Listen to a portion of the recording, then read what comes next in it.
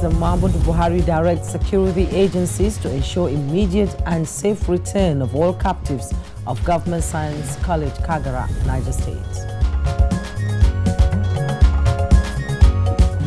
While we all options, kinetic and non-kinetic, to ensure the safe return of victims. Niger State government to explore all options except ransom payment to free Kagara school abductees.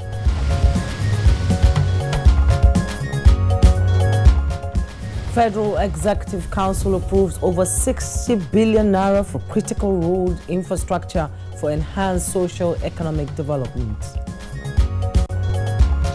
On Good Morning Nigeria today, we shall take a look at the latest developments in the Kagara school abduction and also continue with our conversation on dousing ethnic tension in Nigeria, focusing on the role of the youth. Now, 60 years after Nigeria's independence, the country is still battling with primordial issues of ethnic violence and discrimination, poverty, ignorance, and leadership failure on the part of the political elites have been enumerated as some reasons for the current ethnic tension in Nigeria by guests on Good Morning Nigeria. Well, today we'll continue with the conversation which began on Tuesday this week. Now, the guests, of course, have acknowledged that no country can make progress without peace.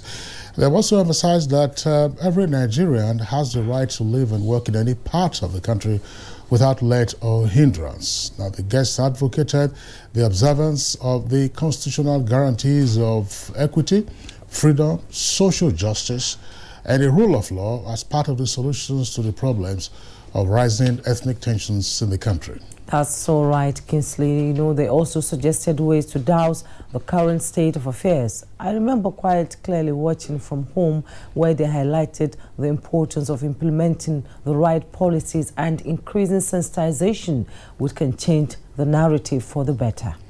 Now, Professor Muzale Jibril, who is Pro-Chancellor of the Federal University at Lafayette and also one-time Executive Secretary of the National Universities Commission, he was our guest. He reminded Nigerians of how so interrelated and interwoven we are as a people, so much so that an action in one part of the country could trigger a reaction in another part. And also Professor Joe Ezilo, a professor of public law, University of Nigeria, Nsukka, emphasized the need for government at all levels to have the ability to harness our resources, commonwealth, and manage our diversity in the best interest of our country. Director General of the National Orientation Agency, Dr. Garba Abari, said that failure to invest in human security for more than 3 decades has now brought about the current situation being experienced in Nigeria. And now, talking about insecurity in Nigeria, we will be talking about the recent abduction of students of Government Science College, Kagara, and others in Niger State. President Muhammadu Buhari, in a swift reaction, condemned the attack and sent a federal government delegation to arrest the situation. Well, the Niger State government and, of course, the federal government have swung into action to seek to rescue the abductees, and the Niger State government in particular has tried to calm parents as well as relatives of persons who have been adopted. This ones, of course, will include those who were picked up on their way from Kontagora to Mina. The state governor, Abubakar Sani Bello, has already held an emergency security meeting with all heads of security agencies in the state in order to strategize on ways of not just seeking the release of the abductees, but also bringing to a halt the wanton killings and kidnapping so rife in that part of the country. And if you ask me, Kingsley, this is one abduction too many. You know, have we even recovered from the abduction of the Kagara school boys? What can be done to forestall future occurrences? How can we make our schools safe and safer? Well, very pertinent questions you have raised there, Jumai. I mean, there's no question about it. Perhaps these are the only big stories that we get to hear about. There are persons who are traveling on the highways and have been victims of kidnappers, and usually to be freed, you have to pay some ransom. And unfortunately, some of them have also lost their lives. As I said, those pertinent questions you have raised, we'll seek to find answers to them and more in the first part of our conversation segment on Good Morning Nigeria today. Then, of course, we'll return to the conversation on how to douse ethnic tensions in the country with a focus, as I said earlier, on the role of the youth. Thank you for tuning in. It's Good Morning Nigeria live on the network service of the NTA. I'm Kingsley Osadolo. And I am Jumo Yusuf. We're reaching you live on the network service of the NTA. As usual, we have our complimentary segments, newspaper review, business and orders. But first, let's join Dennis Adegunloye for the morning news. Good morning, Dennis. Morning, Jume and Kingsley, and good morning, Nigeria. Enjoying the Harmattan. We're trying our best to cope with the situation. Here now is the news. Niger State government says it will explore all options except paying ransom to free all those in captivity, including the students and staff of Government Science College Kagara in Arafi local government area. Governor Abubakar Sani Bello, who stated this at a press briefing, however, disclosed that a student of the Government Science College Kagara lost his life during the abduction.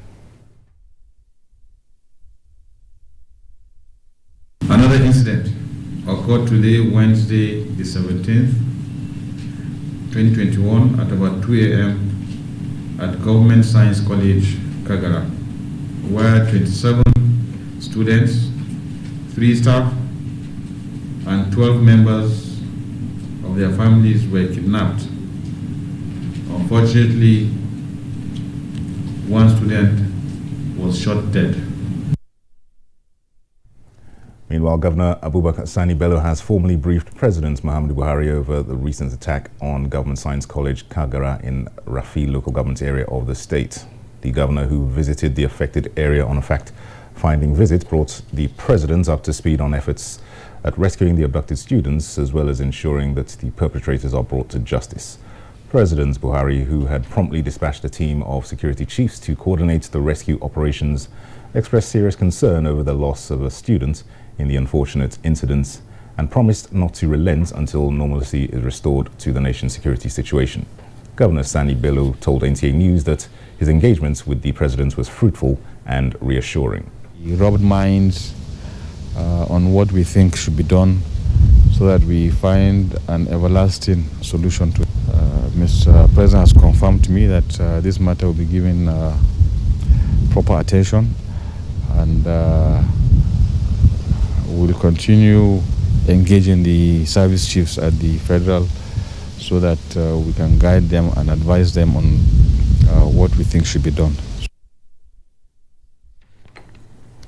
President Muhammadu Buhari has received reports of the brazen attack on Government Science College Kagara, Rafi local government area of Niger State, and directed the armed forces and police to ensure immediate and safe return of all the captives.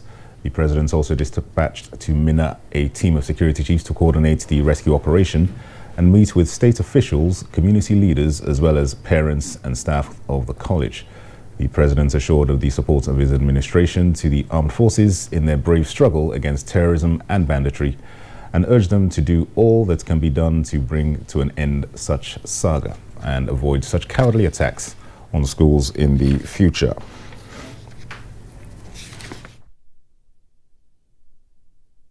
And latest figures from the Nigeria Center for Disease Control indicate that 869 new cases of COVID-19 have been confirmed in the country. A breakdown of the new infections indicates that Lagos has the highest number of cases with 229, followed by Rivers recording 79 new cases. Taraba records 73, Oyo 66, Ogun 60, FCT 58 and Plateau 56. Kwara and Ondo have 38 new cases each, while Osun has 24, Kano 22, Nasarawa 21, as Abia, Edo and Akwa Ibom record 19 new cases each. Cross River recorded 10 new cases, Delta 9, Benue 8, Ekiti and Borno 6, Katsina 4, Bauchi 3, as Bayelsa and Zamfara both recorded 1 new case each.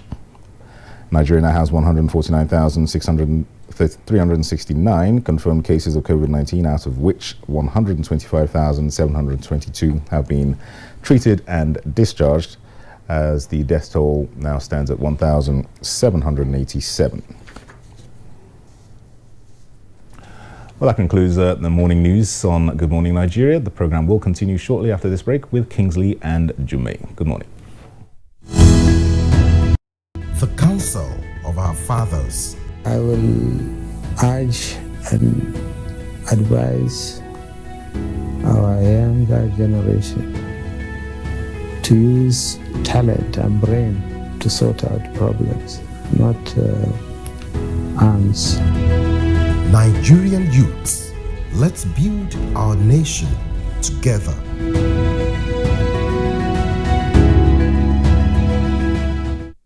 Nigerian youths are about the greatest asset the country has at the moment. It is therefore not surprising that the administration of President Muhammadu Buhari is strategically responding to the yearnings of the youth through multiple projects and programs. Youth Entrepreneurship Support Years by Bank of Industry, the Youth Investment Fund by the CBN, and several other conditional cash transfer programs. Recruitment of 774,000 social workers, majority of whom are youths, and so many other projects that are beneficial to youths directly or indirectly.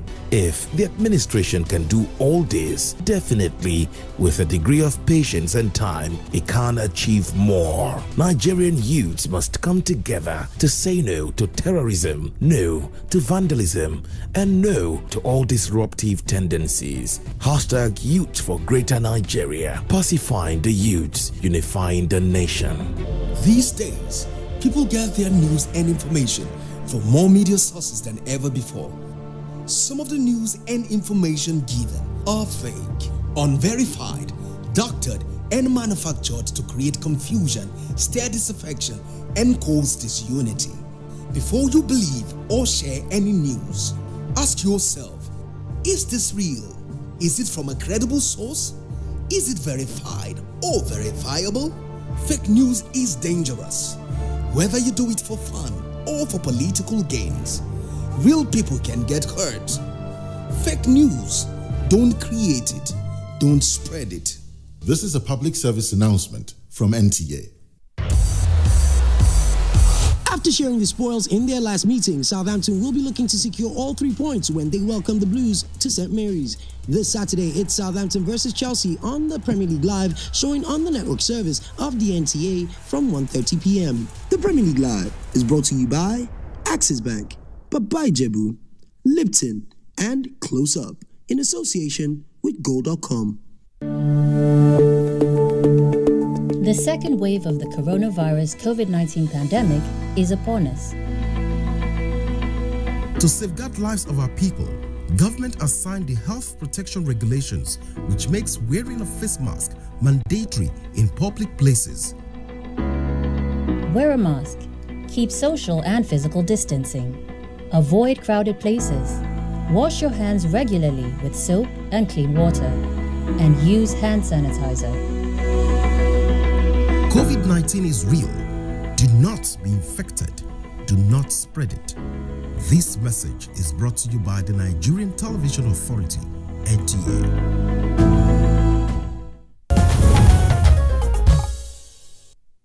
Thanks for joining us. Now, Nigeria's stock market striving to become the toast of investors. Let's get details of these and more from Comfort Amadu on Business News. Anti-graft agencies call for the establishment of a specialized crimes court to tackle issues of illicit financial flows, laundering and all forms of corrupt practices in the country. These and other key issues hampering the growth and development of the Nigerian economy took center stage at an interactive session with the presidential advisor.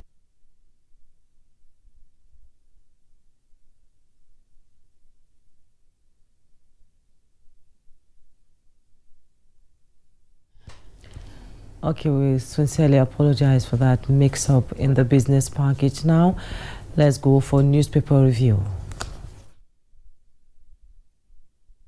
So Bayo is here this morning. It's good to see you, Bayo. Good to see you. It's getting cold. Yes. Good morning, Kisley. Good All morning. right, well, we'll say good morning to you, Bayo, but is it particularly good morning in Niger State today, It's as not. you're aware? Yes. At the material time we were having Good Morning Nigeria, we didn't have a confirmation of what had transpired in Niger again with regard to the abduction, this time, of pupils at Government Science School. It's becoming one too many. Yes. Yeah. One too many indeed. And It's deja vu again. Deja vu. If we go back to Chibok, to Dapchi, to Buniyadi, Kankara, now Kagara. And incidentally, most of them are government science secondary schools. Yes. If you recall, I had raised that at some point, but there seems to have been, maybe, some experts were saying, just mere coincidence. Yes. But what is it about science secondary schools that make them such a target, as it were, for kidnappers? It's I don't know. It's pretty sad, but we'll see. Those are the headlines that you have in the papers this morning, and there's a lead story for the Punch newspaper, and it comes with a kicker. It says Niger school invasion. Bandits tied 42 abductees in pairs and fled to bush on motorbikes. That's according to one of the residents. Bandits tied 42 abductees in pairs and fled to bush on motorbikes. And Bayo, just before we take the other riders, this is also the first time in the course of the abduction of secondary school pupils that at least one of them, for those who were taken alive anyway, the one of them, of course, is being killed. Yes. Buniyadi was bloody, no question about that. It was a boarding house. But for the ones that we have seen, whether it was Chibok or Kankara and now Kagara, I don't know. It's invaders kill student who raised the alarm, kidnapped 27 students and 15 workers. I've not heard anything about my daughter, father of abducted worker. Rise up, fight bandits and kidnappers back, Defense Minister tells Nigerians. You can see the signboard there of the Government Science College, Kagara, established 1969. And then, it's also, take a look at the ceiling. Was that the result of the abduction? That's the way the school always looked. In the first instance, quite clearly, you can see the ceiling there is caving in, and it seemed probably not so conducive for learning. Now, below that, you have the following headlines. 302 special police squad deployed in Kaduna against bandits. Man remanded for alleged rape and impregnating Katsina 16-year-old girl. IG drafts 150 anti-kidnapping forces in FCT. Power grid collapses, plunges Lagos and others into darkness. Hisba panel probes official caught with housewife in Kano hotel. That's to say, Hisba panel probes official caught with housewife in Kano hotel.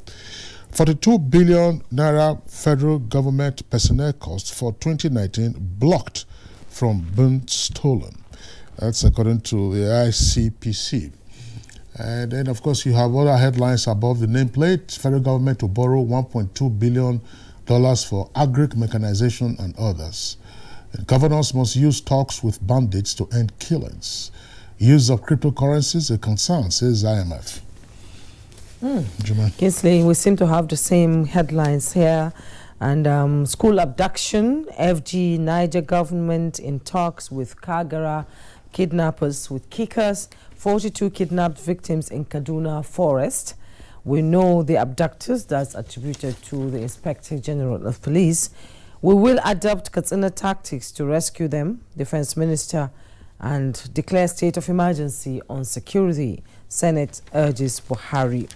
And the picture story you see there, the ruins of the Custom House IDP camp in Maiduguri yesterday. More than 600 IDPs displaced and infant killed as the fire gutted the IDP camp. You find details on page 10.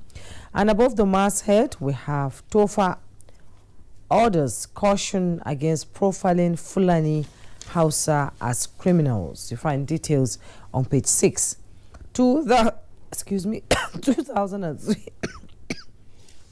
All right, you might take some water. That's Bayo, while she was trying to replenish. Sorry about that. Let's look at the story that is dominating all the papers. Gunmen believed to be armed bandits, dressed in military uniform, stormed the staff quarters and hostels of Government Science College, Kagara, 2 a.m. and took away 27 students, 3 staff, and 12 members of their families. One student was feared killed for attempting to escape. One other staff of the college was able to escape, and therefore he was able to give the background. Governor Abubakar Sani Bello has ordered boarding schools in 4 local government of Niger states, Rafi, Munya, Mariga, and Shiroro, to close indefinitely. These are the areas where there has been rampant kidnapping in most recent times. He appealed to the public to provide information that could lead to the rescue of the victims. We are deeply concerned, and we will ask for the federal government to deploy every necessary resource, kinetic and non-kinetic, to ensure safe return of victims. President Muhammadu Buhari is said to have directed the armed forces and the police to ensure immediate and safe return of all captives. Security chiefs dispatched to Niger State are to coordinate rescue operations, meet with state officials, community leaders, as well as parents of staff of GSS Kagara, to ensure that the initiative by the security agents to secure their rescue is attained. There are several perspectives to it. Sheikh Ahmed Gumi, who was on his way to Kebbi when he had this, has already detoured to Niger State. What he's saying is that he will meet with the governor and then discuss, and he also has the initiative to go and meet the bandits from the Kankara area. Governor Bello Mutawale of Zamfara State has advised his brother in Niger State that he should sit with stakeholders, find out the root causes, dialogue with the initiative of reconciliation to achieve what they have been able to achieve in Zamfara. He says if Governor of Niger follow the steps of peace, very soon we shall see the end of such crisis. Minister of Defense Bashir Magasi has asked Nigerians to sum up courage and stand up to the criminals. Why should people run away? We should stand and face them. If they know that people have capability to defend themselves, they will run away. He is, however, not advocating for every Nigerian to possess firearms. The Daily Trust is reporting that both federal and Niger state government are deploying third parties to reach out to the bandits. The abduction of 27 students, 3 staff, 12 members of their families is coming less than 3 months after the abduction of 344 students in Government Science Secondary School, Kankara.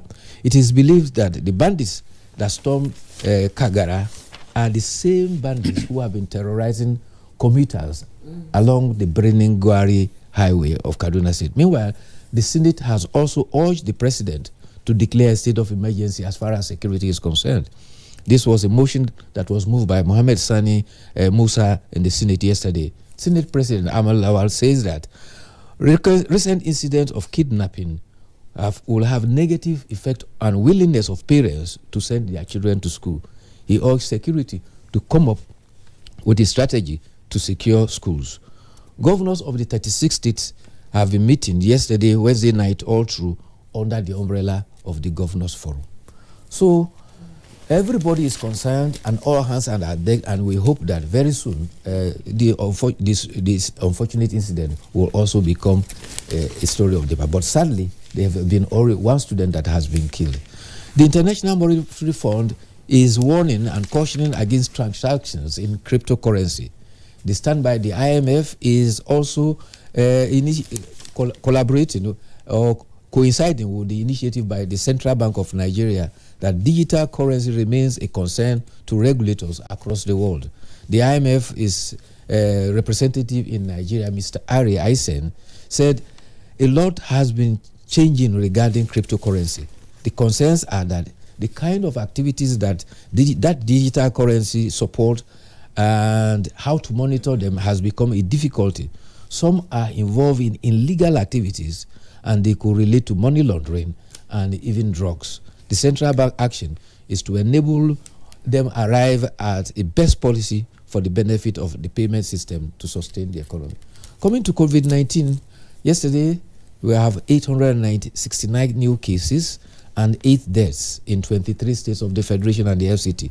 Total now 149,369. Total deaths 1,787 deaths. So far, we have 21,760 of our competitors who are in treatment.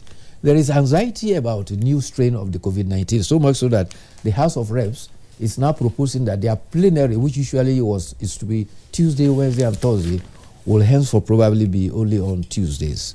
It is about the concerns for the strain of the virus. You recall, we read a story about 7 children who were killed by an explosive device. A similar thing has happened in Kaduna. This time, they were lucky. They were about 9 of the children. They picked the device. They didn't know it was an explosive device, but luck was on their side. 7 of them were injured, and they are now receiving treatment in Ahmadu Bello Teaching Hospital, Shika. So there should be a notice to all parents. Warn your children, if you see any strange device, don't attempt to pick them. Because unfortunately, because of this banditry and all this, we have all this in the explosive. Kingsley, you saved me the other time when the thing choked me up. In explosive devices, literally all over the place. All over the place. How Yes. did it get there? Well, it's sad. Yes, it's Bayo Atoyobi. We would like to appreciate you for being around. We're going to see you again tomorrow. Thank you. Okay. You're watching Good Morning Nigeria, reaching you on the network service of the Nigerian Television Authority. We just ended the newspaper review, and we earlier indicated that we're having 2 topics for conversation. We had to get the updates of the Kagara school abduction. Then we're having our correspondent who is on location to join us right away. Let's get quickly to Abdullahi Mohammed, who is our correspondent at Kagara. That's right. You can see him on the right side of the split screen, just with the school signboard being the backdrop for him. Abdullahi Mohammed, if you can hear us, you're live on the network service on Good Morning Nigeria. What is the latest from Kagara this morning?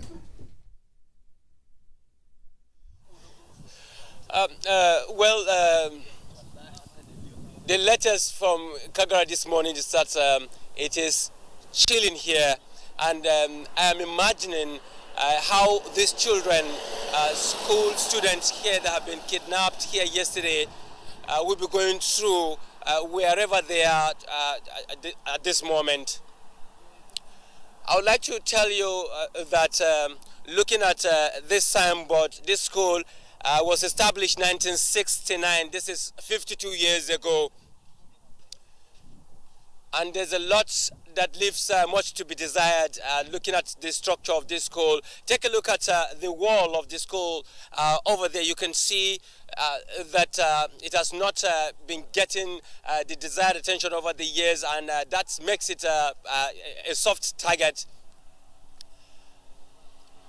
By yesterday, the governor of Niger State was here, and he has gone around the school and seen the situation here, promising that he's going to do something about this. But so far, what I have found out this morning is that the government have closed down the schools here, and most of the teachers are leaving the premises of the school. Let's go this side and look at what is happening by the roadside here. You can see a number of teachers and staff of this college discussing outside here. Some of them putting together their loads, leaving the school.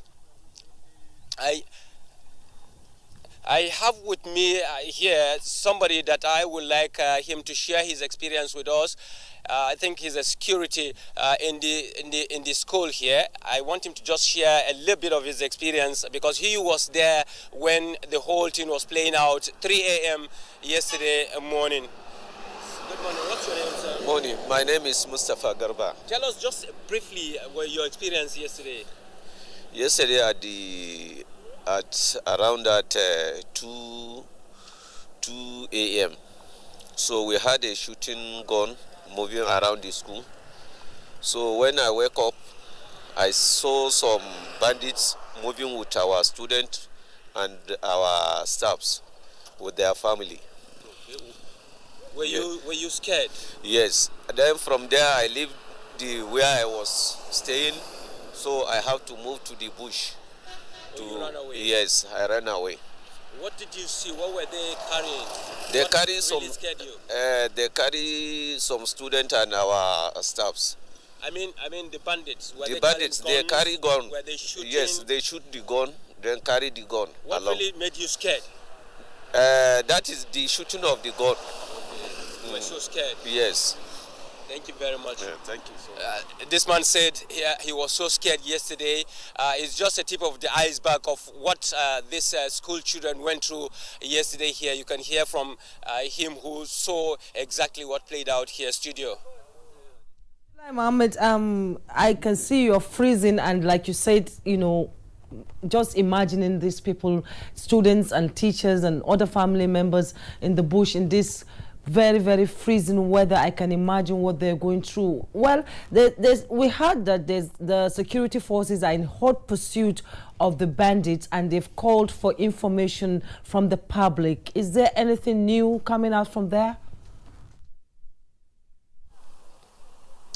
Okay, right now we have not heard anything latest, but there's somebody also standing by who is going to tell us exactly what, I mean the feelers from what is happening, that aspect. But again, let me tell you that in the school itself, there's a vehicle of security, that's police, mobile force stationed there, ensuring that the premises is secured. But let me introduce this man, Mohammed. Please come over here.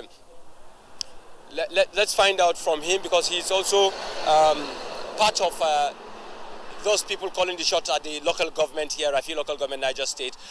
Let's hear from him if there's anything latest pertaining what we're hearing from those school children that were abducted here yesterday. Mohammed, good morning. Good morning, sir. Have you heard anything? Yesterday, I learned they called informing. They spoke with the principal. I learned, informing him that they realized the government is not ready to compromise, because they have sent soldiers to attack them, but they have moved on. But in their conversation, they didn't speak long. They said they are short of a recharge card in their phone, that we should send a recharge card for them. And I believe that we did that yesterday. So it means negotiation is going on, and by the grace of God, very soon. Yes, we have started communicating with them, but nothing tangible yet is being discussed. Okay. Yes. Right. Yeah. But then let's also go back and to yesterday, or some days before yesterday. What has been the situation like, you know, in terms of security in Rafi local government area? Share with us. In Rafi local government, we have been battling with Kagara. Rafi local government. When I say Rafi local government have 10 district heads, 11 political wards, and all those places were ravaged by this insecurity. The district head of Madaka was killed. The district head of Guna was abducted, and his whereabouts is not known. The abductors did not call him. Nobody knows anything about him. On Monday precisely, the village head of Kusharki, Masoud Abubakar, was also killed. Many of our villages are now empty, and that is why it's even making it very difficult for the security to trace those people, because they have to inquire, because the bush is very tricky, so they have to inquire from the local the routes to in the villages, and the locals are no more there. Yes, so we have more than 40 to 50 polling units in Rafi local government that are empty. Even if election will come, nobody will vote there. But prior to this incident itself, was there any arrangement from the community, the security agencies, to ensure that the community is secured or things like that? Yes, Mr. Governor, Abubakar Sadi Bello, the governor of Niger State, has been trying. We recruited vigilantes, the local government council, in conjunction with the state government. We recruited about 2,500 vigilantes. The governor himself intervened with the commissioner of police. They provided a pump action rifle for the vigilantes. They provide vehicles and motorcycles for them. A lot of effort has been made, but you know, you can't expect our vigilante who are using cartridges to fight with people holding AK-47, AK-49. Yes. Recently, you saw in a video they are displaying rocket propelled launchers. So we are making effort. The executive chairman, Samaila Musa Modibo, I think in the whole of Niger State is the only local government chairman that is always sleeping in his local government to ensure that he protects his people. And we give kudos to the executive governor of Niger State. He is also trying tremendously. You've heard from him that, no. He has just explained to us. Abdullahi Mohammed, I would like you to get in touch again with the security officer or the security staff you first spoke with a while ago. During your interaction with him, he was talking about how the abductors came, they were shooting, and of course he said he was scared. But let him tell us, and our viewers, that is to say, before the attack, did he or any of his colleagues notice any unusual movement in and around the school with probably the abductors on a reconnaissance mission?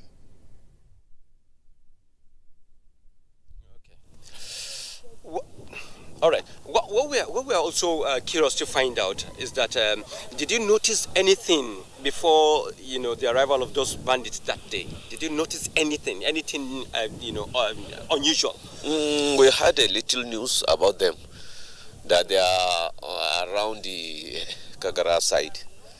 So some other people, some villagers, even ran away. We give them some little place to hide. So we don't know that. We have already heard about them because what is going at our area. Every time we had the rumors, and after all, we will find it will be like that. Okay. So exactly so far what you have noticed is that some villagers left their villages and then found shelter here in the school. That's the only thing that gave you indication that something terrible might be happening. Then as I had the shooting of the gun, then I wake up, I know that yes, they can able to do, because the time that they visited first time visited this our bank, that is what happened. Okay. We had rumors about them. Before you know something, then we just hear shooting going on in so that is the thing. Well, you have heard from the security man. He said they were not expecting that something like that will happen, but what they saw unusual was that some members of communities around the school were leaving their communities, coming to take shelter in the school, and then subsequently the abductors came in the middle of, yesterday morning, and then took those students, staff of the school, and then some families in the school. Abdullahi, let's get this clear. I thought I heard the security staff say that they had some rumors that villagers surrounding the school had deserted their own villages, and some came to seek refuge in the school premises. Now, tell us, what is the geography of that area like? How far is a village or how far is a town from the government science college? Is the school on the outskirts or smack in the middle of town? Well, actually, this school is located outskirts of Kagara itself, but it's not very far. Let's say about half a kilometer from the school to the town itself, Kagara.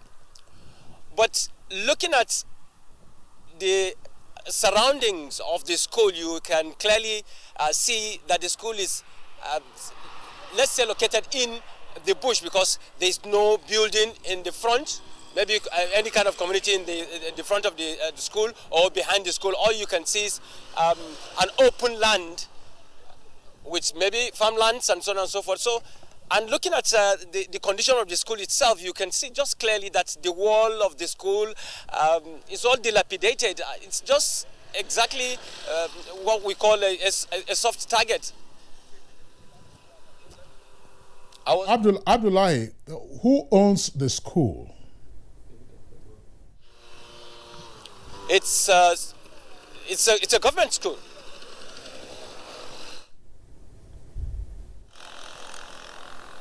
Which government owns the school?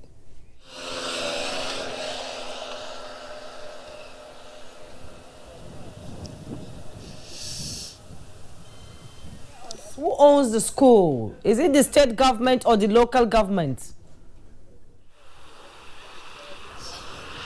We're going to have to pause you in the meantime, and we will return to you. I know you were, your cameraman was panning to show us the perimeter wall of the school. It looks like a dwarf wall in the first instance and crumbled in many places. We'd like to thank you in the meantime, as I said, for giving us an update. We'll return to you. Perhaps if you can reach the school principal or some other senior officer in the school who would give us an indication of numbers of pupils who were in school or otherwise. And then we will, of course, get those details from you in the course, if not of this program, but in our subsequent bulletins. Abdullahi Mohammed, our correspondent, standing right in front of Government Science College, Kagara in Niger State, where some 27 or 26 pupils were abducted yesterday. There was one fatality, and some staff and their family members were equally taken hostage. All right, so let's come back to our Abuja network studios and introduce our guests. Dr. Kabiru Adamo, security risk management expert. We always have him on security issues. He's our regular analyst. Brigadier General John Temlong, also a regular security analyst, first commander of the Multinational Joint Task Force, and former president of the Alumni Association of the National Defense College. The only question one can ask you, gentlemen, is what is your reading of the situation? Frankly, quite unfortunate. When Kagara incident happened in Katsina, we all thought lessons have been learned and we will never gather here again to discuss such an embarrassing occurrence in our history. The fact that we're gathered here again to discuss the same issue is not just an embarrassment, it's a slap on our national existence as a country. I feel that all the issues that should have been tabled were tabled after the Kagara incident. In fact, I remember here in this studio, some of us offered ourselves to support the Ministry of Education to come up. The Safe School Initiative is internationally acclaimed. Countries like Pakistan have tried it, and it has worked for them. Now, in 2014, we endorsed that initiative, but we have not implemented it. And because we've not implemented it, one of the most critical sectors in our economy is suffering. We cannot go anywhere if this continues. Some of us can afford to send our kids to private schools that perhaps will have better protection. But the majority of Nigerians rely on these public schools. Now, how many parents in this circumstance will allow their kids to go to school? Very, very little, really. So it's unfortunate. I am hugely embarrassed. I am worried as a citizen that I'm gathered here again in a national studio discussing something that we should have prioritized. To that extent, it's accountability. I think it's the way to go. Somebody should be held accountable. You cannot have a situation where wards that have been handed over as to custodians, and these custodians drop the ball and fail, and yet nothing is happening. I've had issues around nobody has been prosecuted after the Kagara incident, and it's true. In fact, if you trace back from Chibok, which was when, in fact, there was Buniadi before Chibok, but it's not spoken that much. Till date, we're not aware of any level of prosecution for the perpetrators of this kind of act. So again, it's embarrassing. it's quite unfortunate that we're gathered to discuss this issue again, and I hope and I pray that this will be the last time that we will gather to discuss such an unfortunate development in our national history. I begin to question the fact that with so much money put into education, that school is an eyesore. I remember in secondary school, the only time we see outside is by the gates. And most of the time they tell us to go back. You can't stand at the gate. The walls there, almost more than 50 years of that school existing. Is the Safe School Initiative just on paper now? It appears so, unfortunately.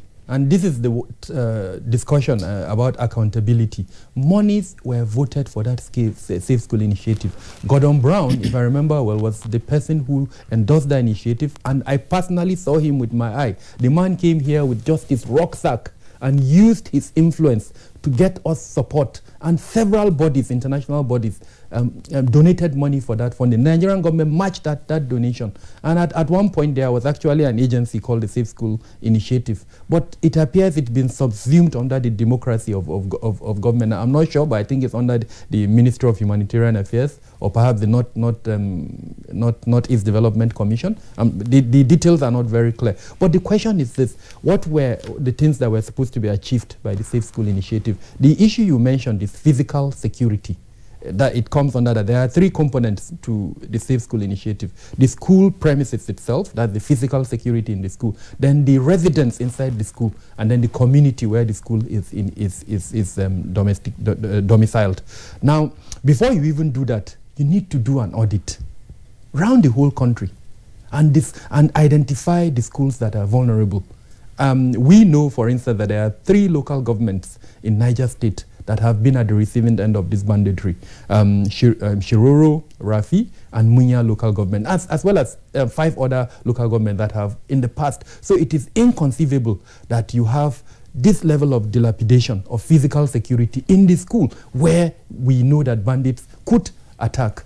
The question you ask is very relevant. I don't have the answer now. Is it the federal government that owns that school, or is it the state government? But irrespective, government is government. To the average citizen, he does not make that distinction between the local government, the state, and the federal. All he knows is that he has taken his word to the school and that the government should protect that word. Unfortunately, that protection did not happen. And so the word around accountability, I will emphasize it again. Somebody should be held accountable. Jonathan Long. Yes. Well, thank you very much, Kingsley. I think my heart reaches out to the parents of these children, especially the one who has lost his life. It's quite unfortunate that we are having this recurrent situation in this country. It is pertinent to note that accountability has become a problem in this country. It is also pertinent to know that note that I think the governance at the state and local government levels have been quite poor. Every time we sit down, we think the federal government is doing everything. No, that school is a government, Niger State government school. The federal government cannot sit down here and audit all the secondary schools of the states. The problem is that there is a leadership deficit at that level, and unless we're able to fill that deficit, we'll still continue to have these problems. Like you saw it, everybody saw. I think the school is an eyesore, and who do you want to train in that sort of environment in the first place? Who do you want to train in that environment in the first place? Because that the school is quite terrible. We have been beaten once, we have been beaten twice, we've been beaten thrice. I don't know whether we're shy now or we're just looking at this thing, because what happened in Chibok and Dapchi and Kagara should have taught a lesson, especially for states around Niger, Kaduna, Zamfara. They should have noted that those areas have become an area that has been being ravaged a lot. And so some measures should have been taken in terms of physical security of that place, and then backing it up with electronics. devices. Cameras would have been very useful. And the cameras these days are those that you can even connect, monitoring even at the state capital. So, and they're not expensive. I don't see any reason why you cannot deploy like $500,000 to put your cameras around that area, surveillance cameras. And the commissioner of police or the state police command, or the local government or the divisional police or area command should be able to be monitoring all these things to be able to react as quickly as possible. It's just simple nonchalance and dereliction and the lack of accountability, because we know nothing happens at the end of the day. So I think we need to be more serious about life, because that's the value we put to life in this country in any case, because people don't even care about lives again. Because if you have value to life, then it means people will have to start looking at it, at the security of our people more seriously. So I think, and you can even see the caliber of the security people who always have the lowly who cannot even understand and decipher what are of security value. Because the people you take and put as security guards or your security staff are those who can hardly understand, read and write. It's something that is meant for the lowly. I mean, there were indicators that were given and he took it as rumors. But these are security indicators which should have been taken care of. Should have been reported and intelligence built out of this information. Unfortunately, they just look at it as rumor, and they thought they could provide accommodation for people or refuge for people in the school. To what extent did they have the wherewithal to defend even those they have under their custody, or let alone those who are coming more to them? So I think we have to look at this situation seriously. There needs to be some capacity building. I've discussed this with some of my colleagues and even those in government. I think the assumption that people get elected and then you give them, they go and occupy that office and they're equipped to run that office or they have the capacity to run is wrong in this country. We have to look at having a serious transition program with a law that backs it.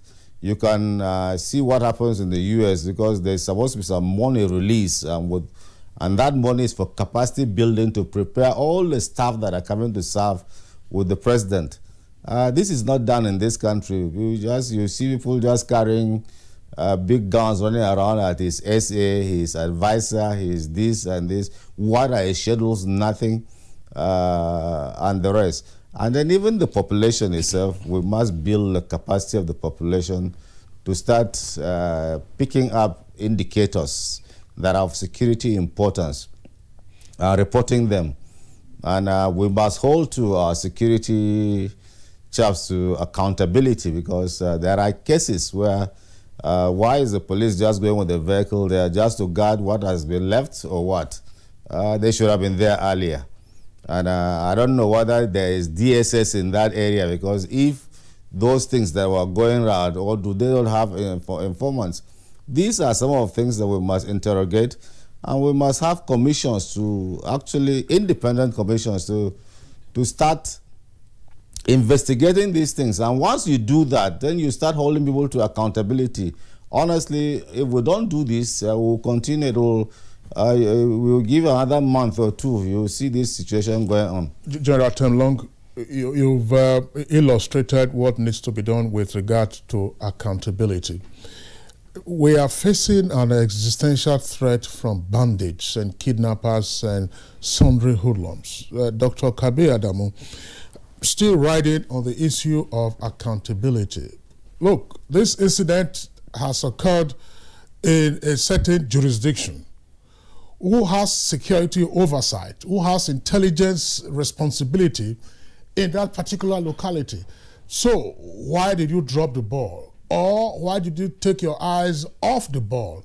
Kagara happened and there seemed to have been nothing. Yes, we all celebrated the fact that the defense forces were able to secure the freedom for the over 300 school pupils. But the security forces, I'm not the security expert, won't just march in there unless they had actionable intelligence on what to do.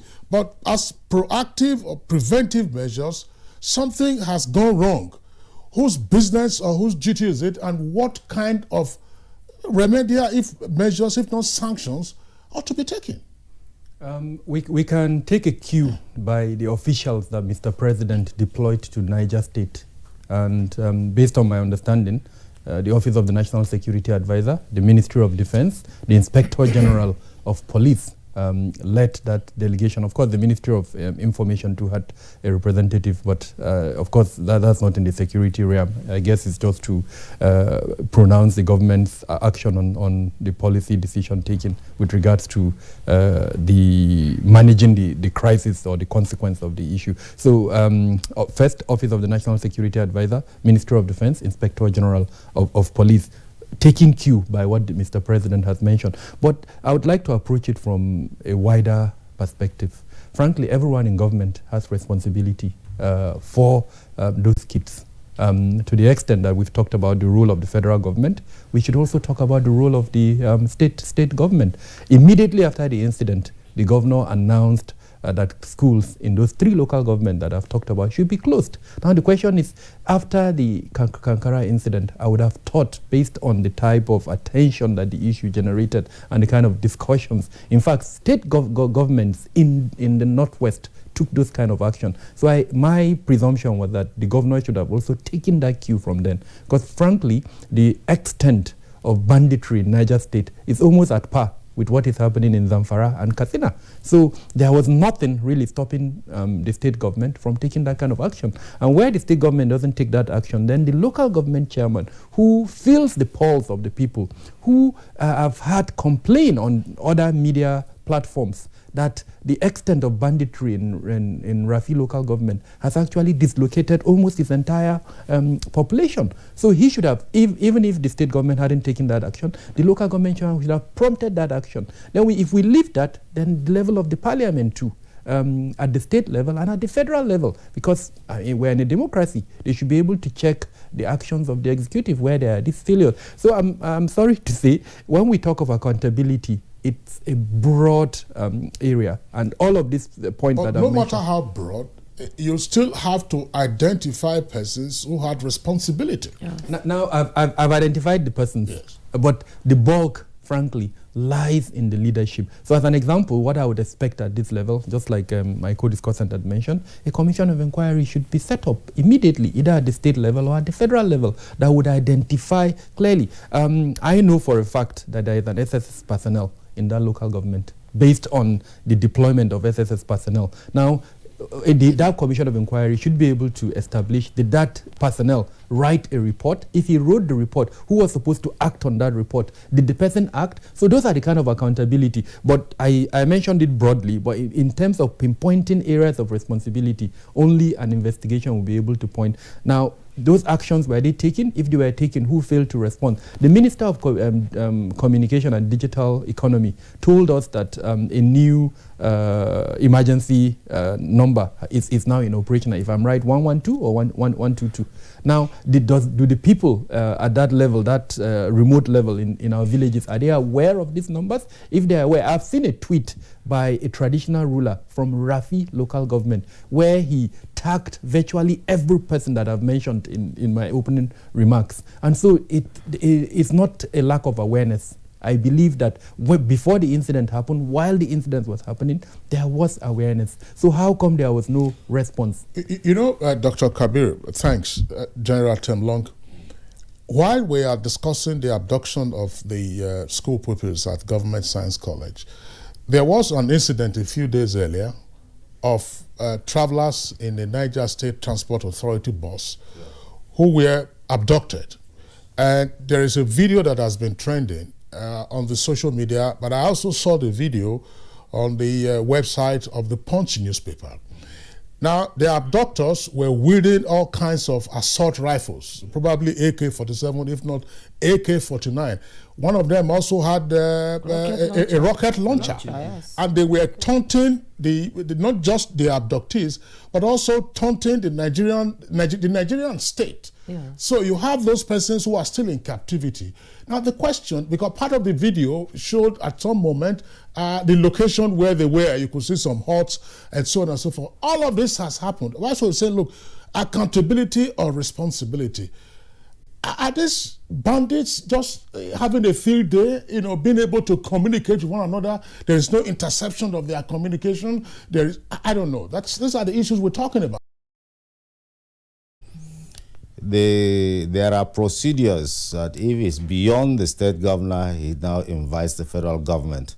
So you cannot sit down here. There are divisions of responsibilities and duties. And if there are those serious security threats in the state, the state governor has a state security council. And when you audit you find out that what did they discuss at the state security council. He's the chairman. He has the military commander, the police, the DSS, and all those available to him. What decisions did they take, and did he implement them? And who are responsible for implementing them? I started, and I said it, I think yesterday too, on channels, and I said, look, there is something wrong. Let's call a spade a spade. Kingsley, you know that if you give these bandits 10 million naira, they will not be sleeping in that bush or in those huts. No, they will not. They will come to the cities and enjoy life too. They might not go to Hilton, but they will go to some hotels and be playing because they love life. They won't be staying in those mosquito-infested, snake-infested areas. It's easy money. Yes, and it's easy money, like you said. So we have to. I think our intelligence must up their game. Let's face it. You see, there are two things that you look at in national security, and then in asymmetric operations that you look at. The more intelligence you have, the less resources you use. And the less intelligence you have, the more resources. Because you'll be beating about, you will try to deploy all over and overstretching yourself. Now, when you have adequate and timely and credible intelligence, you will now design your force to meet that threat. And you might not need that much threat that you have, force that you have now. But we have a lot. You see, all you do is to keep throwing about forces all over the place, trying to meet what is going on. So I think there is more. And you see, the important thing is that the Nigerian population, people who are misreading the Minister of Defense yesterday when they said, look, when these people defeat the population, they have defeated the country. Because somebody said they have pump action. During the Civil War, thieves were using bow and arrow to attack the Igbos. And they dared, and they were more afraid of the bows and arrows than the rifles. In the night, do they have night goggles? They come into a town and then raid all their rifles firing. Even from your window in your house with a bow and arrow, you can pick one. Yes. They wouldn't even know where it's coming from. There's no sound. And so have we been beaten so much that we've become cowards? I think we must resolve. David used a sling, a stone, to bring down Goliath. Goliath was in an armored vehicle, yes. But today, without even the armor, just the weapon, we are all running around. With den guns, they can do all those things. Pump action, they can do those things. In any case, they're in a built-up area, so it's close-quarter battle. You don't even need the range of an AK-47. It's close-quarter. And if you even close to him with a knife, a dagger, you can easily get the man before he starts standing around on you. That's if you are trained to do Well, that. you don't need to be trained. The first rule of survival is self-preservation. Every human being, if I raise my hand now to slap you, you raise up your hand. Nobody trains you that one. Or you blink your eyes. Nobody trained you. It's an instinctive thing built in you. So we definitely. But the important thing, like you said, we can build the capacity of our communities, because there is a complete breakdown of social order, complete breakdown of security at the local level. So we need to build back our communities and then have security awareness training in a way that they are able to organize some self-defenses of theirs have a reporting system and who to report to and what is it and how they can hold people accountable and how they can be held accountable, because they must be responsible for their security. Yeah, well, okay. General Temlong, thanks a lot. If you recall, I think you joined us out from Jos, and Kabir was here in the studios when we were discussing the issue of so-called ungoverned spaces. Yes. These are some of the ideas that are still swirling around. Dr. Kabir, are we also at this time now reaping the backlash, as it were, of always paying for ransom whenever there was a kidnap by the bandits or those commercial kidnappers? Because at some point it seemed to have been the case that if a person was kidnapped, families were usually encouraged not to antagonize the kidnappers but to settle quietly. And when the victims were freed, some of them would admit that the land at ransom was paid, but they wouldn't want to go into details. Has this emboldened kidnappers? Has this emboldened bandits? Because elsewhere, they say, look, don't give them any sop. Don't pay any ransom. If you dry up their resources, then, of course, they will be in trouble. And when they collect the ransom, and these are usually huge sums, how do they get it around the financial system and there is no red flag? Kingsley, in 2018, I had an association of security practitioners, frankly the biggest in the world, American Society for Industrial Security, ASIS International, and we released a report in 2018 where we highlighted this point, the consequence of the payment of ransom, and went as far as advising the government to come out with a policy on ransom payment. Now, it's a very delicate area. You can come out with a policy like the Americans have, saying don't pay ransom. Now, that's a policy. But in certain circumstances, you would have to pay the ransom. But the beauty of it is the policy now gives direction. It also allows security agencies to work towards a particular goal. For instance, they know that, okay, the government says don't pay ransom. If anyone reports a kidnap for ransom case to them, they know that they are limited by law to encourage the person to pay ransom. Currently, we don't have that. At the state level, there are laws here and there. Some would say death penalty on kidnapping and all that. But as far as ransom is concerned, I think we need to, at the national level, come out with a clear policy that says the position of government on ransom. It's very important because that is what would give the security agencies the platform from which to operate with. Now, in terms of the consequences of the payment of ransom, we can beat around it. By the end of the day, it's simple. It empowers the perpetrators. It allows them a lot of room.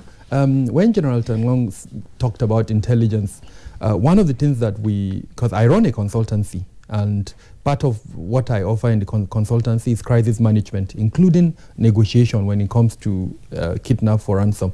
We know, for instance, in Zamfara, as an example, there are levels of this practice. So you have about 4 groups that are involved in the kidnap for ransom industry, quote and unquote. And because an industry has emerged, they are incentivized to continue it. Now, at one point, it was believed it was a particular ethnic group. But because the monies are huge, and I'll give you an example. A typical youth who is unskilled and comes to Abuja, puts kola nut on his head, and is moving around. At the end of the year, probably the profit you make from that, at the best, probably 50,000. Now, he engages in kidnap for ransom or in the supply channel for kidnap for ransom, because there is a supply channel. Like he mentioned, they collect money, they go and enjoy themselves. There is a supply channel providing drugs for them. There is a supply channel providing prostitutes for them. There is a supply channel providing food for them. Intelligence should be able to determine and identify these supply channels. Now, someone who joins that supply channel, I've heard of a woman who benefited 800,000 naira from just supporting this type of activities that I've mentioned. Now compare that with someone who spends the whole year and he gets 50,000 naira profit. So when the governor of Kaduna said he's not going to negotiate with bandits, I could understand where he's coming from, because the incentive for kidnap for ransom is out there. And frankly, if we're going to stop this, then we need to take out that incentive. In criminology, there is the situational response to crime, and there is what we call the crime triangle. Now, one of the recommendations for stopping crime is to remove the incentive, or in other words, make it difficult for the perpetrator to benefit from the incentive. In this instance, the incentive is this ransom. That's why they are in it. How do we take out this ransom? Or even when they collect it, how do we stop them from spending it? Once we're able to do that, then believe me, we would have started the programming to end kidnap for ransom. But for as long as they can collect the ransom, enjoy it, use it as they want, then unfortunately this industry will continue to thrive. Unfortunately, Dr. Kagara, the General Tumbler, we're going to have to pause you. We are getting the signals again from our correspondent, Abdullahi Mohammed. Right, you can see him back on the right side of the screen. He's right now in Kagara town itself. He's moved away from the government science college. Abdullahi, what is the latest from the city itself? I mean, it's a town, by the way. Yes. Well, what I can tell you right now is that while we're transiting away from the school, we came across some people gathered taking their breakfast this morning in Kagara, inside Kagara town. And then I curiously asked why are so many people gathered in one place taking breakfast this morning. And I was told that these people are from villages around Kagara who left their villages sacked by bandits, taking shelter in Kagara town here. If you look through my camera, you see a lot of them here just standing curiously watching what we're doing here. I have with me here Lukman, who is also one of the villagers that left his village and is here in Kagara. Though he's going to speak in Hausa, and subsequently I will be able to explain to you what he has said. Amal Lukman. Assalamu alaikum. Sunana Lukman Ismail. Abin da kawo muka gara gudun hijira ne. Daga ina? Daga ƙauyukan mu. Mun baro ƙauyukan mu da dama saboda abubuwan da ke faruwa a cikin. Me ya faru a ƙauyen ku? Yan biniga daɗi su suke biyo mu da sauransu suna hana mu kwanciya a gidajen mu. To yanzu kuna Kagara. Ina kuke kwana? Yanzu muna Kagara wallahi inda muke kwana wasu suna kwana a masallatai, wasu suna kwana a makarantu. Ga mun nan dai barkatai haka nan.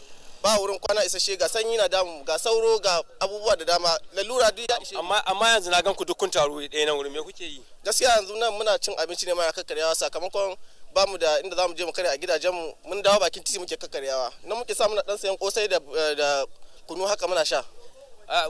We have heard from Lukman. Lukman said they've left their villages as a result of fear from bandits coming to one village after the other, and they decided to move here, to take shelter here, because to some extent Kagara town is more secured than their villages. You've heard from him. I'm sure it is a story that relates to so many of his brothers here that are standing here. I also have another person again here standing. Let me also talk to him and find out his own experience at the village he comes from and so on and so forth. Assalamu alaikum. Sunana Malam Habibu. Daga wani ƙauye? Daga ƙauyen Makangara. Makangara, me ya kawo Kagara? Gudun hijira ne ya kawo mu. Me ya faru a ƙauyenka? Ƙauyenmu abinda ya sa muka baro ƙauyenmu a kowane lokaci ne, duk lokacin da za mu zauna a ƙauyenmu karfe 4 za a dinga bin mu ne da mashinoni da bindigogi ne, kawai ba kwanci hankali kwata-kwata. Shi yasa muka baro ƙauyenmu muka shigo nan Kagara. Kagaran ma ba wai mun samu inda za mu fake bane, dai kawai muna nan a maneji. The same story shared by this gentleman, that it's all about the fear of bandits from their villages, and they moved out of those villages and then seek shelter here in Kagara town. Studio. Okay, Mohammed, you're in Kagara town now. Have you been able to make contact with any of the parents of the students that were kidnapped? Of course, I have been able to, in fact, while I left the secondary school, my mission was to go find out where the house of one of the students that was killed is. We got to the house of one of the reverend here, and in fact, he's now leading us to the house of one of the students that was killed during the process of abduction at the school. And in fact, any moment from now, we will get there, and by the grace of God, we'll give you an update what is happening there. Do they have a police station there? And have you been able to see any security personnel around the area, maybe scouting and looking for, you know, tips on what really happened and how to track these people? Of course, there's a police station here, and there's a combined members of the security. There's police, soldiers, vigilante. They're all there with vehicles. You see them patrolling, going up and down. I think they're making frantic efforts to make sure that maybe they secure the release of the school children, and at the same time secure the town which is very strategic now, where so many villagers leaving their villages are coming to seek refuge, and they find a peace here. So I think it is important for them to keep this place peaceful and secured, and that's exactly what they are doing. We have seen them going up and down day and night. He said he will not negotiate with terrorists. The first kidnap, they are sort of requesting for 500 million, which is sort of way beyond what the government can do. So what is the feeling like, knowing that the government said they will not negotiate even if they set a term for the release of these people? Is it a sense of hopelessness? Actually, I've spoken to a lot of people right from yesterday here. The coming of the governor to that school yesterday restored hopes to many of the people here, and in fact he has spoken, he has given assurances. You know what it means for number one citizen of a particular state to come and find out what has happened in a particular local government and give assurances to people who were feeling hopeless. They are very, very hopeful. So many of the people that I've spoken to, especially the words from the governor, giving them courage. Abdullahi, well, it's understandable that you're now having joint patrols of the police, the military, and vigilante. But Jumai asked a question: does Kagara town itself have a police station? And perhaps if you don't have that information, you could go find out what the state of that police station is. Plus, those internally displaced persons, some of whom you have spoken to, for how long have they been displaced? And what kind of succor has come their way since they were displaced? And what do they know about their other relatives who are in the same village or in other villages? For how long have they been sacked from their communities? Okay, I have said it clearly that Kagara has a police station. But again, let me find out from Lukman, can you please come over here? Tun yaushe kuka baro ƙauyukanku? Kai kana Kagara kaman tun yaushe? Ina Kagara na kai shekara 20 da wani abu da aka haife ni. Ina nufin baro ƙauyenku da kuka yi, kun kai kaman wata nawa ko kwana nawa? Da baro ƙauyukanmu yanzu mun kai wata 6 zuwa wata 6. Wata 6 haka. Wasu ƴan uwanku suna ƙauye ko wasu ma suna wani wuri ya akai? Gaskiya wasu da dama sun bar wuraren nan, sun ma tashi daga ƙasashen nan saboda irin abubuwan da ke faruwa na tashin hankali. Okay. Kai kuma fa, kai ma tun yaushe kake nan? Ina ganin ni yanzu da shigowa na ƙauyen ga ya kai wata 4 haka, tun da suka fara addaban mu. To amma kuma ana kawo muku wani ɗauki? Ba abin da ake kawo mana, sai dai a zo a nuna mana bindigogi za a shiga kawai a je a saya a tahiru a dawo. Well, you've heard from them. They're saying that most of them have spent like 6 months here, so others say 4 months, and so on and so forth. But they said so far they've not been getting any kind of assistance from anybody. But the fact is that most of them are staying with their relatives here in Kagara. All right, Abdullahi Mohammed, our correspondent in Kagara, Niger State. That's the latest focal point in the abduction of school pupils from their campus. We'd like to thank you in the meantime. Of course, Abdullahi, if you do have any update in the course of the program, just before we wrap up at 9, of course, you can always get back to us. Abdullahi Mohammed, NTA correspondent in Kagara, Niger State. Thanks a lot. Okay, you're watching Good Morning Nigeria still on the network service of the Nigerian Television Authority. We indicated we're going to have a second topic, which has to do with dousing ethnic and religious tension. In a sense, ethnic and religious tensions also have coloration of security. So we're going to retain Dr. Kabir Adamu and General John Temlong in the next conversation. We'll take a short break now. Okay. Yes.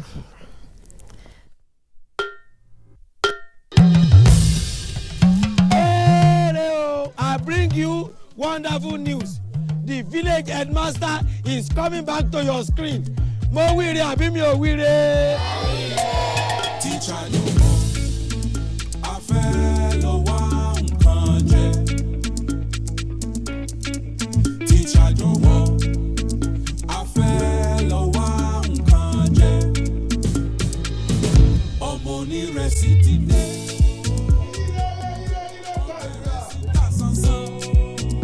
Go na better school for last gidi. Not be all this on a rugged yes school for Ijabi. I don't know for you. Second, it's called Oja Village. Kadesi. We know happy at all. And I know that even you too, you are getting a lot of orders. Hey, we are trying, shao. Sweep her leg out. She was standing there. Sweep it. I love you so much. And how did I give you the impression that I was interested in that position? 50-year anniversary. You mean anniversary? I talk with that now. Not for me. Not for me because of Pamio.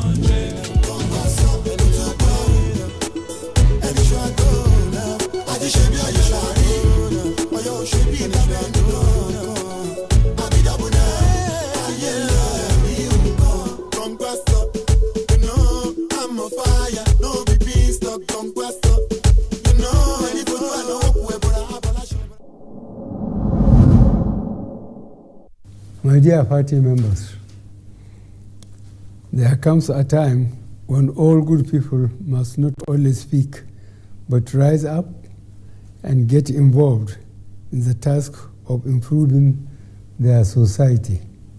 The need has never been greater than now for all Nigerians to actively contribute to the all-important task of nation building by bringing about good leadership and governance.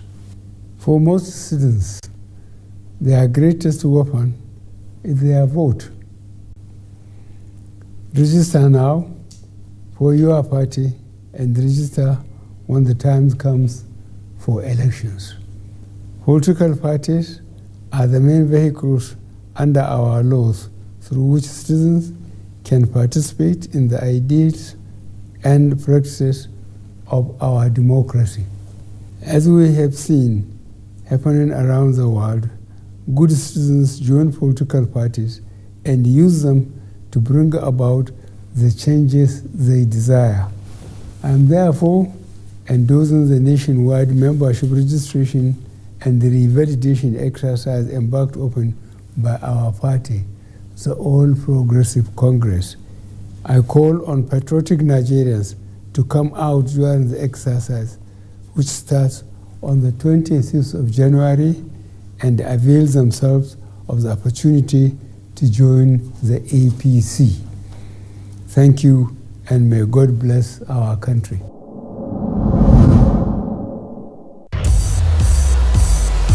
After sharing the spoils in their last meeting, Southampton will be looking to secure all 3 points when they welcome the Blues to St. Mary's. This Saturday, it's Southampton versus Chelsea on the Premier League Live, showing on the network service of the NTA from 1:30 p.m. The Premier League Live is brought to you by Axis Bank, Bye Jebu, Lipton, and Close Up in association with Gold.com. You're welcome back from the break. Before we now commence our conversation on dousing ethnic extension in Nigeria, we would like to take the tweets that came in. You know, Mike Anyako tweets, this abduction in Kagara school once again brought Nigeria in a very bad light in the Committee of Nations. Why should this kind of thing still be happening in our country? Who are the criminals? Did the security operatives nonchalant attitude on their duties caused this? What should be done to put final stop to this anomaly? Drastic actions must be taken to solve a drastic challenge. Firstly, FGN should declare a state of emergency in Niger State. Dele Jack Solomon, the security situation in Nigeria is overwhelming and threatens the peace of our country. On a daily basis, you hear stories of killings, bombing, and kidnapping. We implore the armed forces and the police to ensure the safe return of captives to their homes. Okay, Utolo Sunday tweets, Nigerian security situation is really devastating right now and needs urgent steps to arrest the situation. Meanwhile, we need external support as well. We cannot continue like this. Festus Akimboyewa, every Nigerian, home and abroad, should be worried about the level of insecurity in the country, where bandits or terrorists can confidently ride into a school and head away students and teachers without being challenged by security forces. Our 36 governors need to wake up from their slumber. And Steve Bond, 07, it is time for state police. The army can't police the entire country. Leo Fadaka, Kagara school abduction is a clear indication that those in charge of security have learned nothing from previous abductions. How are we sure there will be no reoccurrence very soon? And Titus Mondenok, the issue of these terrorists and bandits attacking soft targets, especially school children, is becoming one too many and urgently needs to be tackled headlong. A state of emergency nationwide needs to be activated on security. We are becoming a laughingstock globally, security-wise. Suleiman Babagana, security agents should deploy more preventive mechanisms and not be in a defensive position. Law Alpha C, this administration no doubt has fought corruption to a standstill, but handicapped the security lives of Nigerians. Onodeku Bath tweets, the military must look within the system. There is apparent sabotage. Also, stop giving killers and rapists amnesty. Exactly. And Mutana Farouk tweets, Kagara school abduction. The prosperity of Nigeria is at stake. When the schools become the prime target of these miscreants, recruitment of more security personnel is required, and the economic hardship also need to be mitigated by reducing the price of PMS, VAT, and electricity tariff. Taufik Olalekon, it is worrisome to hear about the abduction of Kagara government school pupils and staff. It's a slap on the face of our national existence. Government should provide CCTV cameras in all schools and security personnel as well. Indeed, it's a slap. Zokpia, these bandits will never stop because they know government will negotiate with them as always. We are having government that encourage terrorism. We are yet to see Buhari calling Mieti Allah to order. Well, we had drawn the curtain on that topic, but just before we get into the second topic, Juman, yes, something just occurs. Over the years, there had been questions by various advocacy groups about the utility of security votes. Yes. If we had been investing appropriately with the security votes, at least since 1999, would we be in this same situation today? No way. We would have not been in this same situation, Kingsley. We would have gone far ahead of the terrorists and bandits and the bad guys. Unfortunately, the security votes are being misapplied and misappropriated. They are not being used for the purpose. In fact, part of the security votes are supposed to be used for informants, for them to be able to get intelligence. Today, you are not using them. And you can see in the Kagara area, some people have said they have been there for about 4 months, 6 months. And if they have been there, what has happened? These are clear indicators that the security situation in those areas, in the suburbs, marginal communities are broken down. And since people are moving to Kagara town, then there is a need for you to reinforce the security there. First, to protect those who have managed to come out from those areas that have been ravished, because those who are not able to make it to Kagara have died. And so those who are there must be protected. And then you try to move out. You see, the thing is that these people don't live off the land. No, they live on the people in the cities.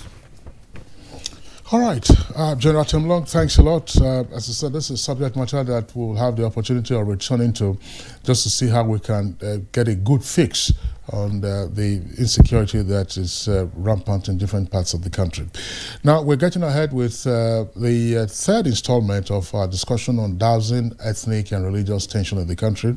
General Temlong is still with us. Dr. Kagara Damo is also still with us. From our Kaduna Network Center, we're being joined by the Reverend John Joseph Hayab. He is country rep of Global Peace Foundation. The Reverend Hayab, pleasure to have you with us this morning. Very much, and good morning, Nigerians. Okay, and then joining us via Zoom from Lokoja, that's the confluence town, Comrade Mukhtar Akosile is of the National Youth Council of Nigeria. Comrade Akosile, pleasure to have you around. Yeah, good morning, Nigerians. Good morning, everyone in the studio. Okay. You still with Yeah, Juma, no, I think we start off from Kaduna Network Center. Okay. That just might be. The Reverend John Joseph Hayab, we've been talking about ethnic tension. We hear stories of farmers, herders clashes, and the resort now to self-help and the kind of heat that has also been generated, plus, of course, the usual flare-ups involving various religious groups. We started this conversation on Tuesday, and a number of guests have proffered their own solutions as to what we could do as a country so that we focus more on issues of development, peace and progress. What is your perspective on what needs to be done to get us out of this perpetual mode of ethnic tension and religious animosity? Yeah, if we want to get out of these divisions that have been created in Nigeria, we have to first admit where we went wrong. Was that how it used to be before? Were Nigerians this divided? Even with the civil war, was there no some sense of unity in northern Nigeria, in southern Nigeria? Efforts were put in place after the civil war to unite Nigerians and to bring people together.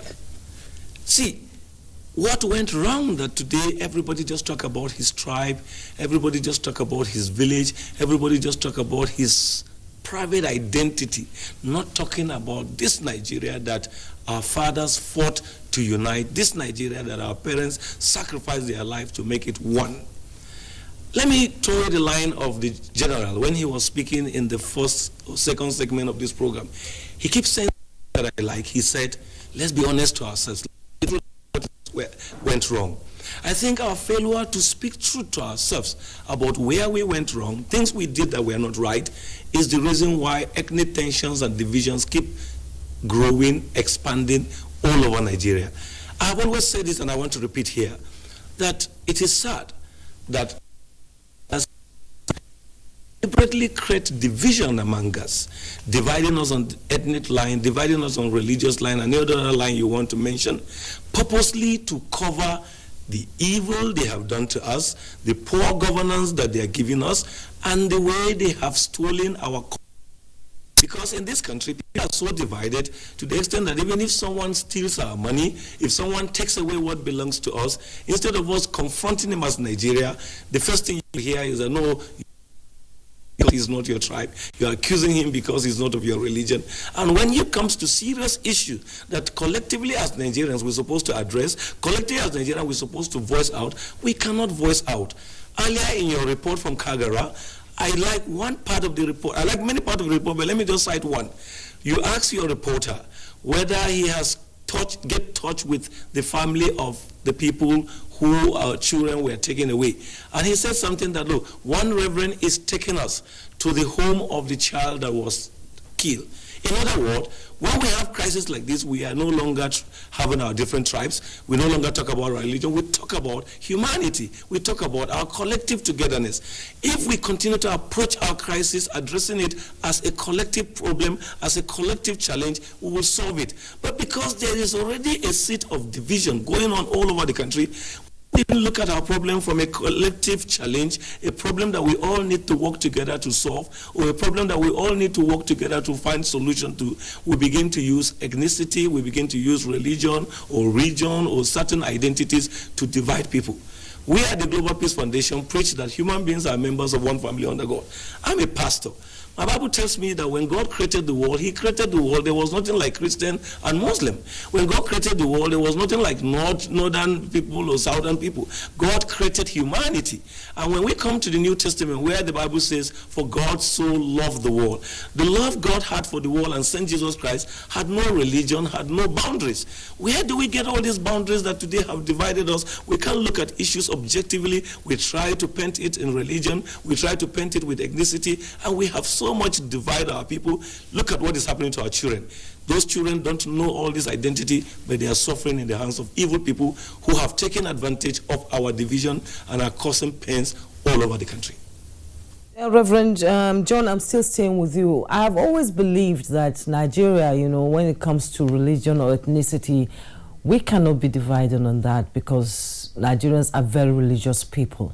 And the slogan, in our diversity lies our strength, does it still apply to this country? Slogan is there in writing, but in practice, we don't see it. I think that is where I brought up my first argument, that in practice, our leaders have deliberately divided us because they have an agenda that we don't know, or they have deliberately, or political elites have deliberately divided us for a sentiment that we cannot explain.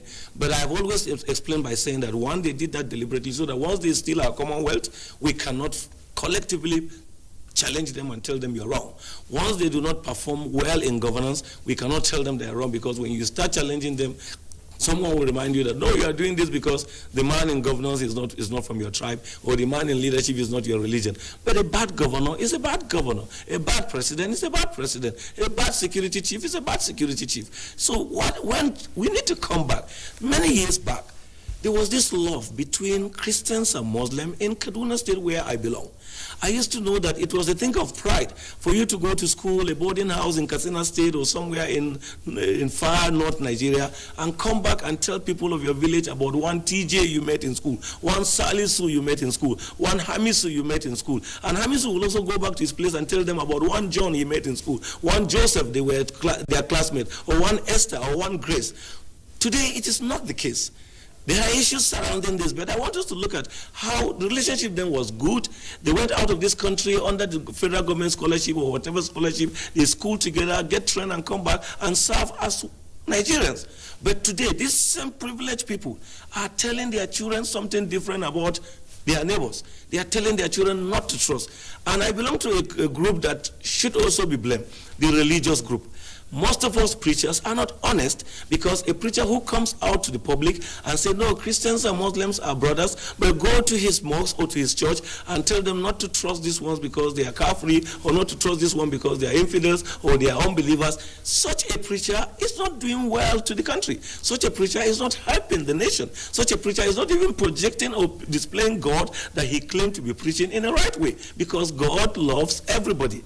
You remember the by Desmond Tutu, that God is not a Christian.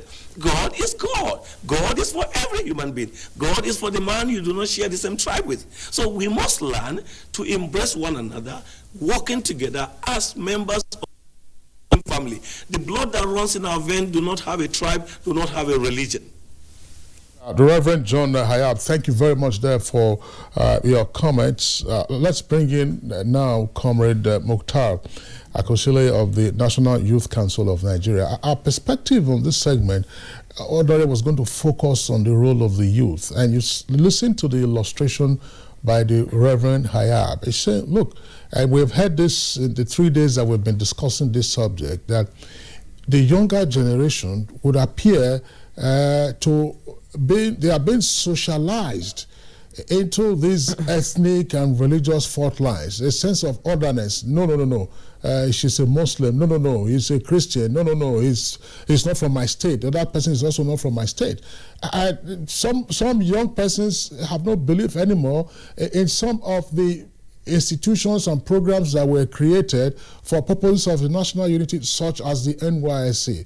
From the youth perspective, quite aside from the misuse of the social media, what do you think needs to be done for us to deconstruct the mentality that is solidifying about our ethnic and religious fault lines?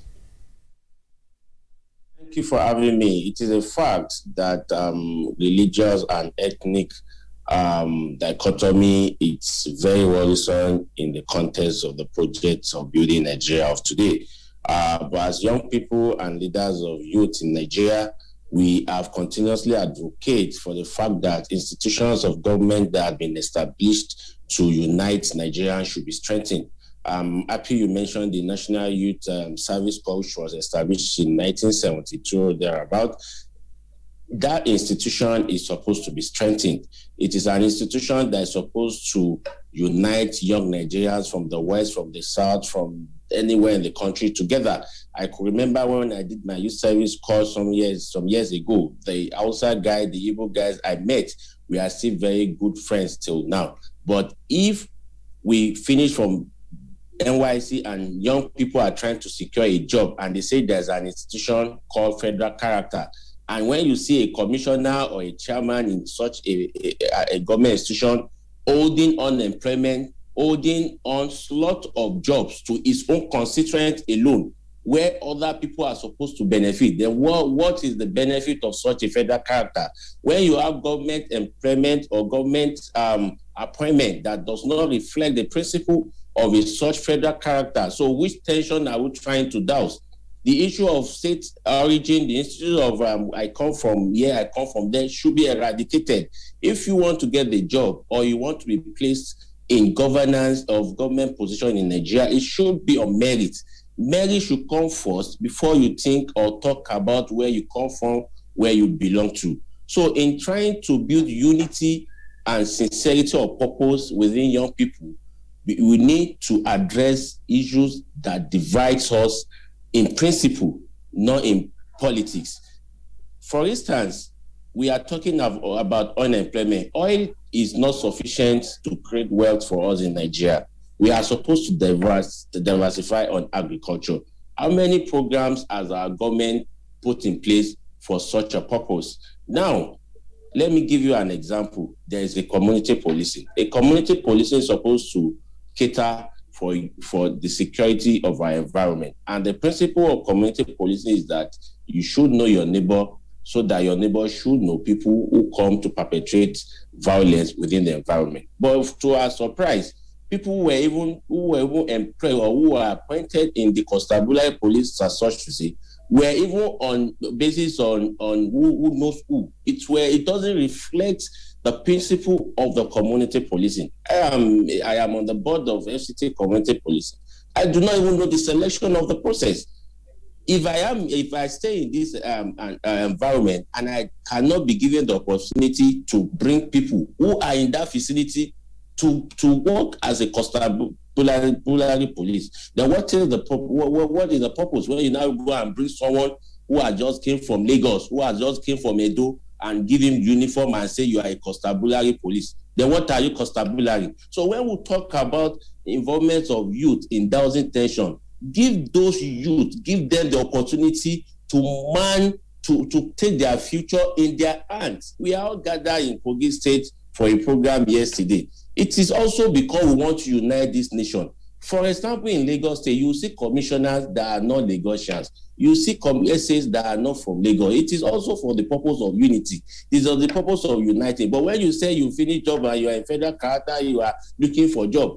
There's an allegation that the chairman of Federal Character Commission recently gave a job to herself, half of the slot that came to our constituent alone. And all the other commissioners wrote to Mr. President. And what has been done? It has been killed. We have not heard about Mr. President or any other person looking into that kind of allegation. Then what do you want young people to learn from such a thing? So it is very unfortunate that Kagara schools adoption happened. I sympathize with the state government. I sympathize with young people of Nigeria, and I sympathize with the families of those that lost their life. But we should not wait until such an incident happens before proactive measures are being taken. Let us put young people in leadership position so as to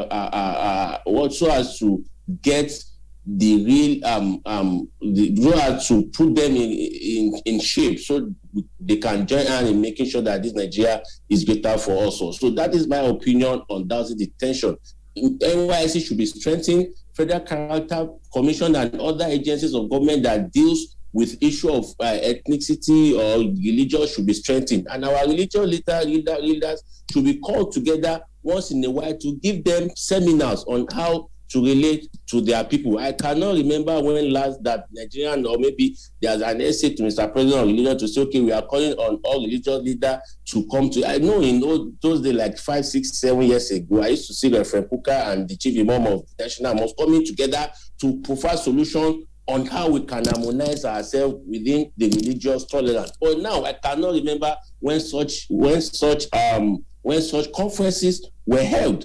I also remember in those days that all traditional rulers will come together and hold seminar. The only thing I see now is traditional rulers going to the villa one after the other to see Mr. President. Is it Mr. President that's supposed to come and hold peace to talk to you? They are veterans. They are people who can sit down and provide solutions within themselves. So we should not politicize this issue. If we want to kill the issue of sentiment within ethnic and religion, we should nail it straight. We should not be politicized about the project Nigeria because it's affecting us. Our future is not secure. We cannot move on the road. We cannot open our eyes. We cannot close our eyes and sleep. We are tired. Nigeria government should come to our aid. The youth are not happy about the happenings in the country. We are not just happy. All right. Akosile, thank you very much for your views. Just to indicate that if this is a live program, the Nigerian Television Authority cannot independently confirm the allegation you made about the Federal Character Commission in terms of the slots that were given out for appointments and then the petition that was also drafted, according to you, to the president. We have no way of independently verifying that, and so we will resile out of that illustration that you gave. Otherwise, the other points you've made are noted. All right, you're watching Good Morning Nigeria live on the network service of the NTA. We're going to take a short break. When we return, we'll come back to our two guests in the studios to also get their views. Although social media as a channel of communication is inherently harmless, it becomes harmful and damaging when used without discretion and thoughtfulness. Bad social media users spread rumors and fake news without verification. But good social media users stop, reflect, and verify information before sharing it. Be a good social media user. Stop the spread of fake news. Verify the authenticity of your source and use social media responsibly for a better Nigeria. This message is brought to you by the Nigerian Television Authority, NTA, in collaboration with the National Orientation Agency.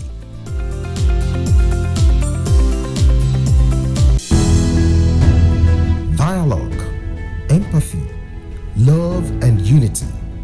These are vital components of nation building. For all to be well, we appeal that we should refrain from volatile, provocative, inciting messages and language.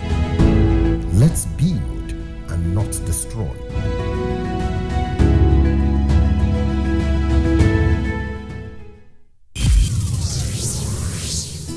A new edition of TV Guide is out with special focus on the game changer, His Excellency Governor Abdullahi Sule of Nasarawa State. Broadcasting in a digital economy, Maxwell Lobo gives an insight. This edition also features Nancy Naji of AIT, a name synonymous with business. Meet the NCDC boss, Dr. Chikwe Ihekweazu. TV Guide, your indispensable companion, also x-rays the relevance of social media in the modern society.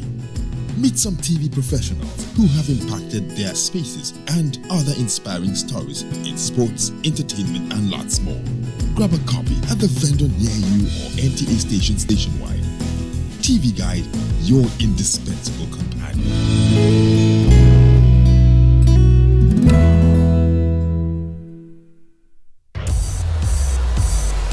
After sharing the spoils in their last meeting, Southampton will be looking to secure all 3 points when they welcome the Blues to St. Mary's.